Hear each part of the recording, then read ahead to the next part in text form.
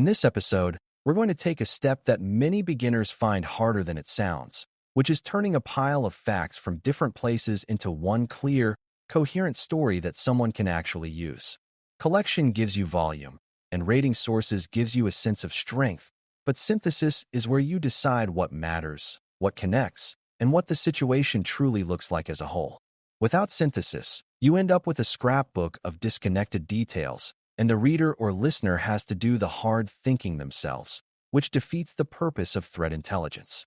With synthesis, you create a narrative that is faithful to the evidence, honest about uncertainty, and focused on the decision the audience needs to make. This is not about being dramatic or persuasive, and it is not about forcing everything into a neat plot. It is about building a defensible explanation that makes the situation easier to understand and easier to act on. Before we continue, a quick note. This audio course is a companion to our course companion books. The first book is about the exam and provides detailed information on how to pass it best. The second book is a Kindle-only ebook that contains 1,000 flashcards that can be used on your mobile device or Kindle. Check them both out at cyberauthor.me in the Bare Metal Study Guide series. A good way to begin is to recognize that multi-source findings almost always contain tension because different sources disagree, different observations point in different directions, and some evidence is stronger than others. Beginners sometimes respond to this by trying to include everything equally, which produces a long report that feels thorough but is hard to interpret. Another common response is to pick the most compelling detail and build the story around it, which can create a neat summary but can also distort the true balance of evidence. Synthesis is the disciplined middle path where you organize information into a structure that reflects its strength and its relevance to the requirement. It starts with the idea that not all facts deserve the same spotlight. Some facts are anchors, some are supporting context, and some are weak hints that should be treated cautiously. When you accept that hierarchy, you can build a story that is both clear and honest. The first step in synthesis is deciding what question the story is answering, because the same collection can produce different stories depending on what the audience needs. If the requirement is about whether a specific threat is active in your environment, your story should emphasize internal observations, timelines, and impacts.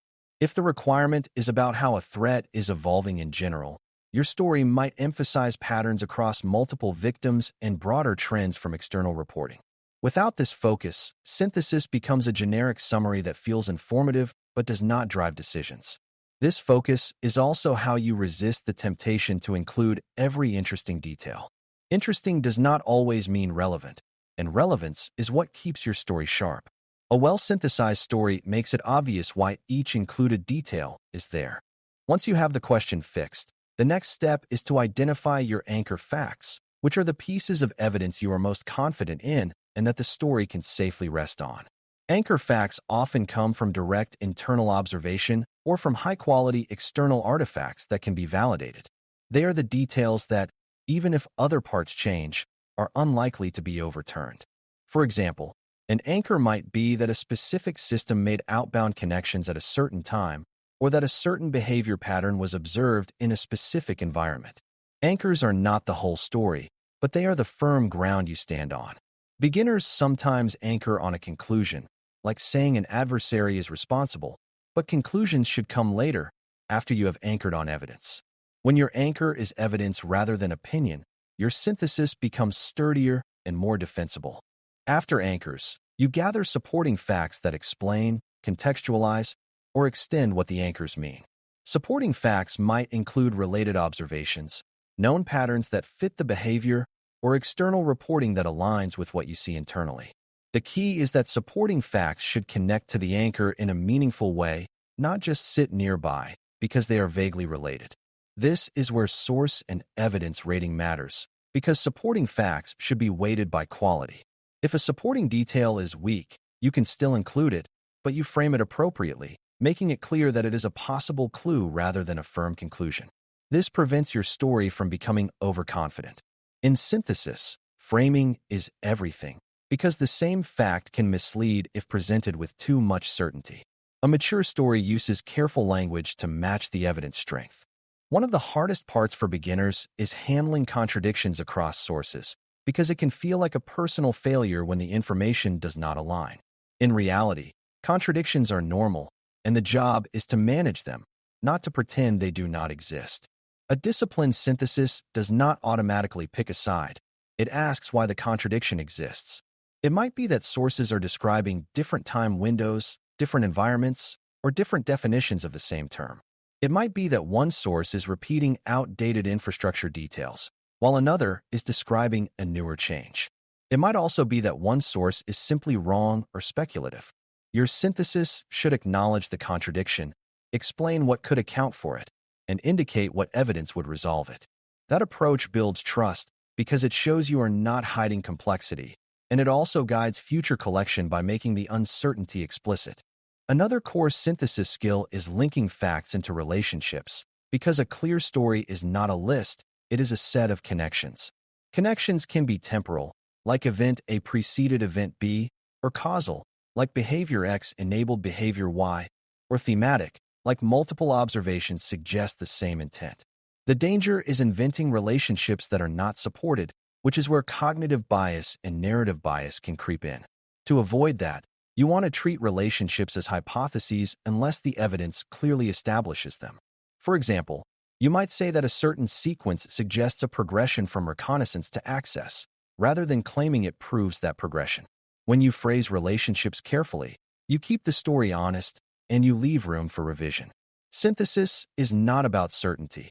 It is about the best current explanation supported by evidence, with clear paths for validation. A practical technique for clarity is to build the story around a simple through line, which is the central idea you want the audience to remember. The through line might be that activity appears consistent with a certain type of intrusion pattern, or that an observed behavior aligns with a known campaign theme, or that internal signals indicate a specific risk exposure.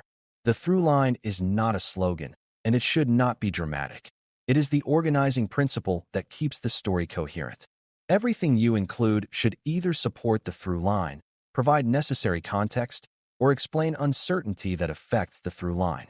Beginners often try to create multiple through lines, which makes the story feel scattered. A single clear through line helps the audience follow your reasoning and understand why the details matter. It also makes your own thinking clearer, because it forces you to decide what the story is really about.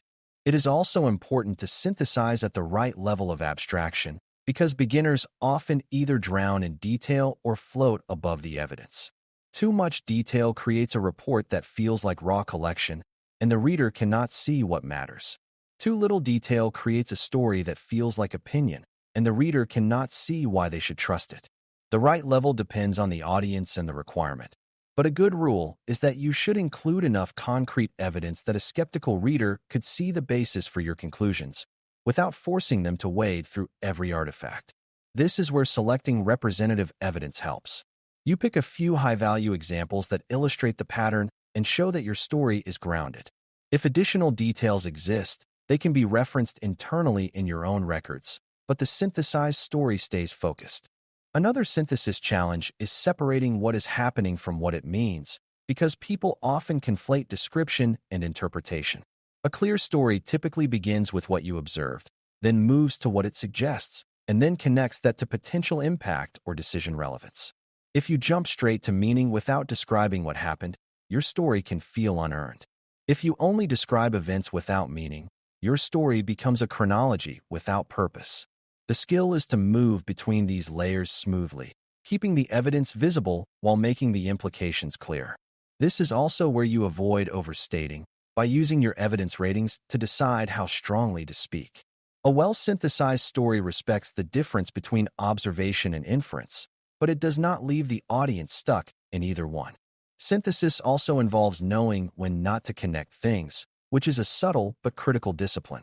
When you have multiple sources and many signals, it is tempting to treat them as part of one big campaign, one big actor, or one big story. Sometimes that is correct, but sometimes the signals represent unrelated noise that happens to overlap in time. A disciplined analyst resists forced unification and instead uses evidence to justify connections. If you cannot justify a link, you keep it separate and clearly label it as a possible association rather than a confirmed relationship. This protects you from creating an overly confident narrative that collapses when one link turns out to be wrong. It also protects stakeholders from making decisions based on assumed connections that were never proven.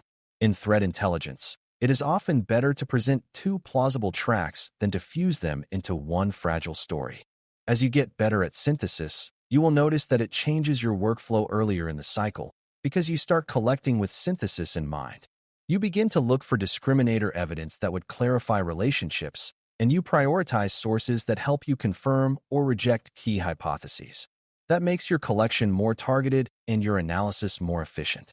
You also start to recognize patterns of weak evidence, like repeated secondhand claims, and you avoid building your story on them. This is one reason synthesis is not just a writing skill. It is an analytic skill that shapes how you think. When you synthesize well, you can explain not only what you believe, but why you believe it, and you can show where the weak points are. That transparency is what makes intelligence usable and trustworthy. As we conclude, the central idea is that multi-source synthesis is the craft of turning complexity into clarity without breaking the evidence. You anchor on what is strongest, you layer in supporting context with appropriate weight, you handle contradictions openly, and you connect facts into relationships carefully rather than impulsively. You choose a through line that matches the requirement and the audience, and you keep your story at the right level of detail so it is both grounded and readable. When you do this, you are not just summarizing, you are producing intelligence because you are reducing uncertainty and enabling decisions. In the next episode, we will build directly on this by focusing on how to state confidence and uncertainty clearly, so your audience knows exactly how much weight to place on your story and where the remaining unknowns still matter. That skill is what completes the synthesis, because clarity without calibrated confidence can still mislead. Thanks for listening. For more audio courses, daily newsletters, and more, please visit baremetalcyber.com.